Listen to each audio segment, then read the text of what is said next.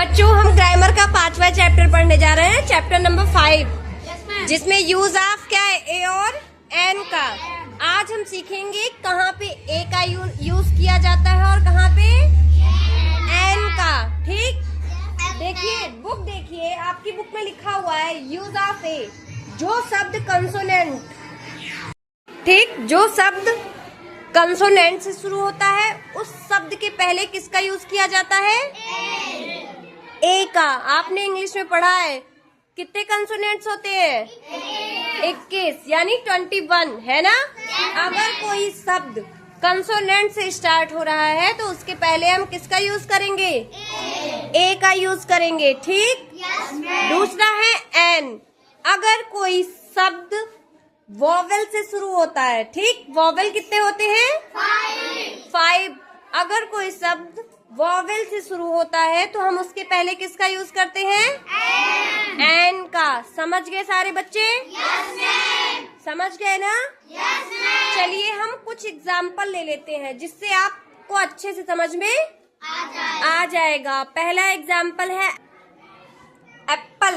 Apple के पहले हमने किसका यूज किया? एन का। क्यों एन का यूज हमने क्यों किया है?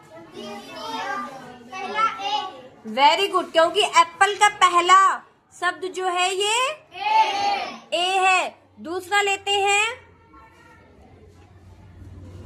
फिश, FISH, है ना। अब आप हमें बताइए फिश के पहले हम किसका यूज करेंगे? ए का। क्यों? वेरी गुड, क्योंकि इसका पहला लेटर जो है वो एफ है और एफ क्या है? कंसोनेंट। एफ क्या है? कंसोनेंट। चलिए दूसरा एग्जांपल लेते हैं हम ऑरेंज, ORANGE। क्या हो गया? ऑरेंज। अब आप मुझे बताइए ऑरेंज के पहले किसका यूज किया जाएगा? एन का। किसका यूज करेंगे? क्यों? सबसे पहले क्या है? ओ क्या होता है? वॉवेल होता है। चलिए एक एग्जांपल और लेते हैं, बनाना, BANANA। क्या हो गया? बनाना। बनाना के पहले हम किसका यूज करेंगे? ए। क्यों? क्योंकि पहला अक्षर क्या है?